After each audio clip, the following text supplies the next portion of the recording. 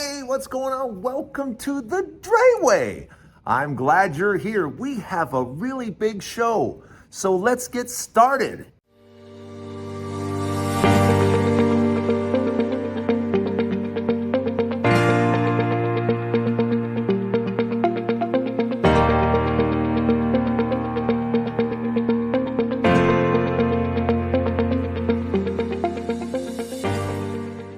Yeah, I want to take you back.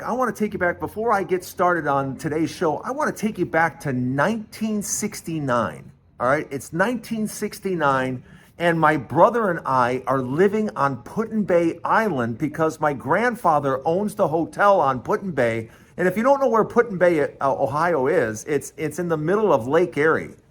So my grandfather owned the hotel, and my parents were running the hotel. And it was the summer of 1969, and my brother and I are just living the life on Putin Bay Island. And there's a yacht club that is right next to the hotel. And my brother, says, "Mom, Dad, I want to take sailing lessons. I want to learn how to sail." And I'm like, "Well, wait a minute, I want to sail too." And my brother's like, "You're too young to sail. You can't sail." I said, I can sail. I'm thinking to myself, I'm 5 years old. Why can't I, sail? So of course we both get signed on. We both start learning how to sail, and they're probably little 8 or 9 foot sailboats, and there was a bunch of us learning every day how to make turns, how to go to the left, how to go to the right, how to steer, how to fix the sail a certain way. We were learning, as best as kids can learn. But after a couple of weeks, the coach decided, hey, let's have a race. Let's all of us get in the boats. I'll be right here. You guys go down to the buoy and come back, and we'll see how far you've progressed in your sailing. And I was all excited. I was like, man, this is going to be great. We're going to win, Danny. I'm telling you, we're going to win. I said, let's go practice tomorrow before the big day. Let's get some practice in so we know exactly what we're going to do. And he goes, practice? We don't need to practice. We know what we're doing. I can do this. You don't have to. You're making me feel bad. Like I don't know what I'm doing. I go, no. I know you know what you're doing. I just think we should practice it one time so that we know what we're going to do during the contest. And he said, "Don't worry, I got this. Don't worry. You're worrying for no reason." I said, "All right." So of course, contest day comes. All the boats are lined up, and the coach is like, "When I say go, sails up and to the buoy. You have to go around the buoy and then come back." And we're like, all right, here we go. And boom, 1, 2, 3, we're off in the race. And we're doing really well early on. I mean, we are in second place, And as we make the turn around the buoy, making a U-turn in a sailboat is not an easy thing to do. But both of us, the boat in front of us and my brother's boat, we both did a pretty good job. But we were still behind by maybe 10 yards. But we're heading back to the finish line, and my brother says, "Well, I'm gonna drift left and then cut back because the wind is coming across, and I'm gonna cut back and go right by this boat." I said, "Well, we're doing fine. Just keep it straight. We're doing good. We'll catch up to him." And he goes, "No. I'm gonna drift left and cut back with the wind, and we'll go flying right by him." I said, "All right, let's go." So, he sets the sail and we start drifting to the left. And then as we start drifting to the left, I'm like, okay, bring it back. Let's go. And he goes to bring it back, and the boat just starts going straight. And I'm like, bring it back. And he goes, I'm bringing it back. And he's got the sail and he's doing all this stuff, We're heading right for the coach's boat. We're heading directly on collision course with the coach's boat, and the coach is looking at us and he's like, "Guys, the finish line is this way." And we just keep, and I go, Danny, we got to go that way. He goes, "I'm working on it,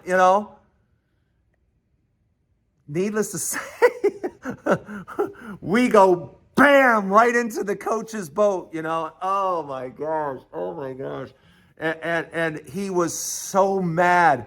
So of course, you know, I didn't know what to say, and you know, we were just standing there, and the coach started yelling at us. We get back on land, and he's like, well, you know, you're going to write me 100 times. I will never run into the coach's boat again. I want you guys to write that out, and I want it back to me first thing in the morning tomorrow. You guys hear me? And we're like, yeah, you know. So, you know, we're on our way home, and I'm crying. And my brother's like, what are you crying about? And I'm like, where's mom? I got to speak to mom. So I go to my mother, and I'm crying. And my mom's like, what is wrong? What are you so upset about?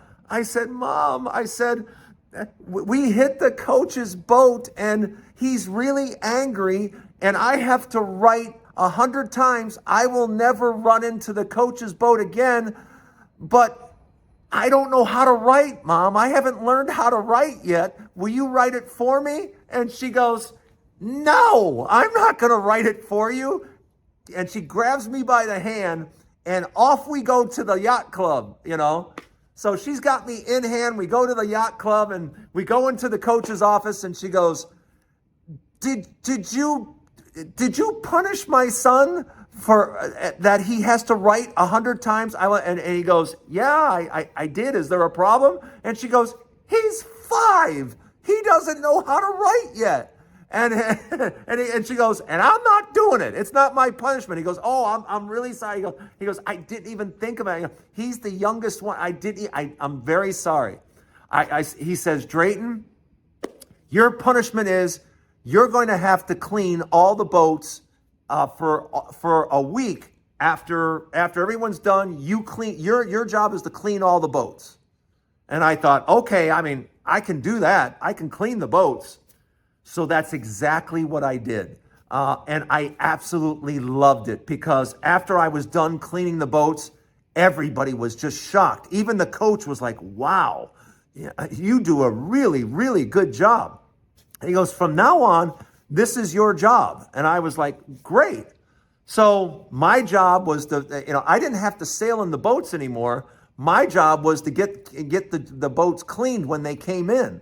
So that was my focus. So at the end of the class, we had this big ceremony because we all graduated from the sailing class, and our parents were there and everything else, and everyone got a ribbon, but I didn't get a ribbon. They called all the boys up to the front. They didn't call me up to the front. I didn't get a ribbon, and I was sitting there, and I was, you know, almost in tears. And then the coach got up in front of everyone and said, you know, I've passed out ribbons, but I have a special award for Drayton Nay. And I everybody looked at me, and I looked at it, and he goes, Drayton, I want you to come up here and get your reward. And so I went up to the front, and I had a 1.5 foot trophy. I had a trophy with a sailboat on top, and it said, world's greatest ship shaper, Drayton Nay. And he said, nobody is a better ship shaper than Drayton Nay. Drayton Nay, you have won this award. This is yours. And he handed me that trophy, and everybody clapped. And I thought, wow, you know, I've arrived, you know. And I tell you that story because that right there was the beginning of my very first business. The very first time I decided, wow, I can do something and do it well and get rewarded for it. So why not start my own car cleaning company? And that's what I did when I was 6 years old. That was my first business, my first entry into making money. And I'm telling you that story because that is what shaped the rest of my life and why I have gotten into my own businesses again and again and again. Let me know what your story is. I'd love to hear it. Welcome to the Dray Way. Let me know in the comments, what was your first business? What first got you started in your first business? Let me know in the comments. Welcome to the Dray Way. We have a lot to talk about. Stay with me. You know, everybody is talking about Mika Brzezinski and Joe Scarborough, MSNBC, and them going down to Donald Trump and to kind of kiss the ring and all that type of stuff. Look, I want to make sure you understand where I'm coming from in all of this and what I will be doing for the next 4 years as Donald Trump becomes president. I will be giving you my take on what I see and what I feel from, if you will, a liberal standpoint, because I guess I'm a liberal because I believe that teenagers should not be allowed to buy guns. I think women should be allowed to make any decision they want to with their own bodies and that we should stay out of it. And then number 3, I think you should be able to marry whoever you want. I guess because I have those basic core beliefs, I'm liberal. Okay, I will wear the moniker proudly. But just make no mistake, I will not be complimenting Donald Trump. I have been anti-Donald Trump now for 35 years. For 35 years, Donald Trump has acted poorly and done things horribly and done horrible things to other people over and over and over again. So yeah, I make absolutely no apology for that. I'm not going to come on this show and ever sit there and just pretend like Donald Trump is not a really bad person in my view.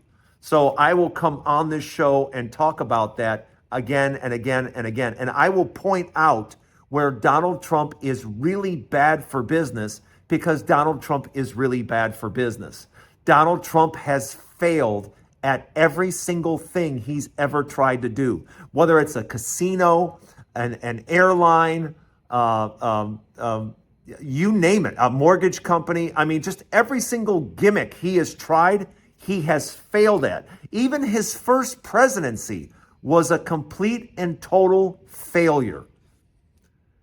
And now here we've, as Americans, we've elected again by this amount. By the way, it wasn't a landslide. He won by 1.7%.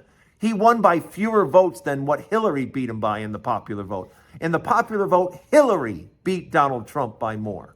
So I don't want to hear this stuff about how it's a landslide victory or anything else like that. I just want you, my viewers, to understand where I'm coming from and where I'm going to hold Donald Trump's feet to the fire every single time.